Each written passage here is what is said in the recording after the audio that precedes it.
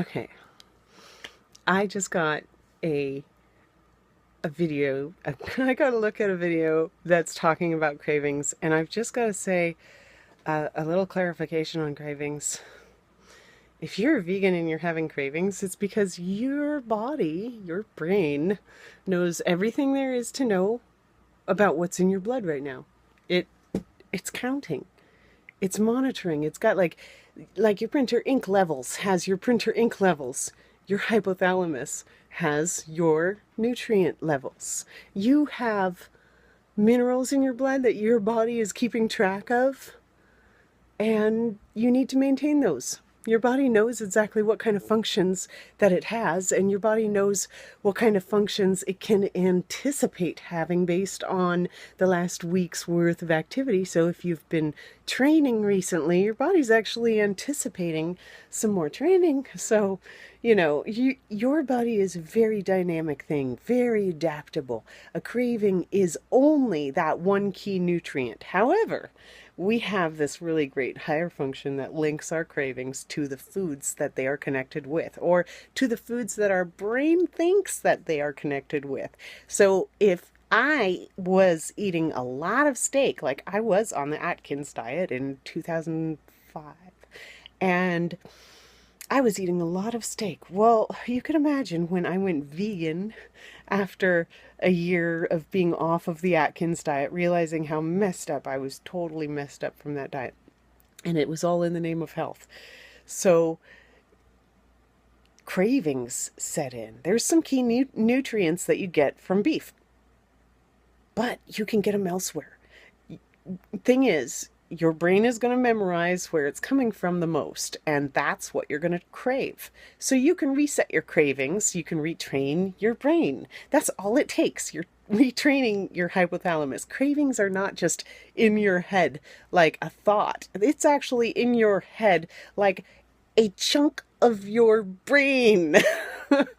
One of the parts of your hypothalamus is a satiety center. It tells you when you're hungry based on your nutrient levels.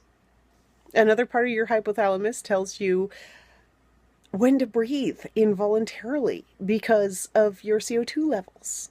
These are things that are in place in your body, and they're working on their own. They're not messed up or anything. Your cravings are absolutely valid.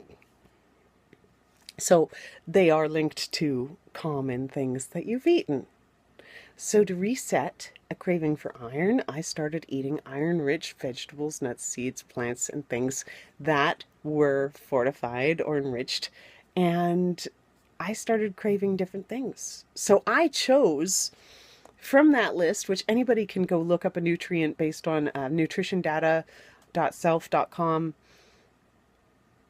You can, or some website name similar to that, but the Nutrition Data Self website is the one that I use, and you can look up nutrients specifically, and then they'll give you the foods with the highest ranking food of that nutrient at the top. Makes it easy. Just scroll through a couple pages, pick your favorites, put them down onto your list of foods that you like. That's what I do for people. So I do a quick 15-minute consult with somebody, and then all of a sudden they've got this huge list of foods that they love. So you can do it too. And it just takes dialing in those nutrients, dialing in those things that you need, and getting your results in plant-based versions. Switch to plant-based. And know your plant-based choices. So if you're not sure, here's a list.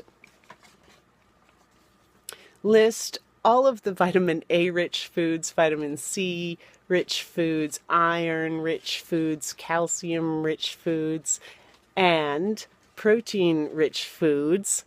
List all of your grains and safe canned foods. Now that's another thing. It's nice to have your plan for your meals, and part of it is food prepping, food conserving, and food disaster preparedness. So that's actually part of our yearly menu planning is disaster preparedness. So that's where that last um, canned food, non-perishable disaster planning comes in.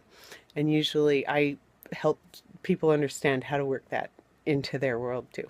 So if you have any questions, you can contact me and I could definitely use the work and get you some information that is key to you. Or you can Google, and I suggest you use only and only Google Scholar. Don't use the regular Google because you get so many personal opinions and different questions like Yahoo Answers and other things, and sometimes those are good depending on the subject. When it comes to nutrition, I think scholarly peer-reviewed articles are the way to go. Evidence-based practice is my focus when it comes to knowing a subject, and that's why uh, attention to detail and knowing information literacy and evaluating sources is so important, especially if you are a nurse and you are in charge of patient care. And so just had to give you that little piece of information on cravings. It's just not a thought. It is in your head. It's a piece of your head. It's a piece of your brain. So enjoy. And I hope that you let me know what other subjects and things that you'd like covered. What kind of questions you have. What kind of funny things. And know where do you get your protein.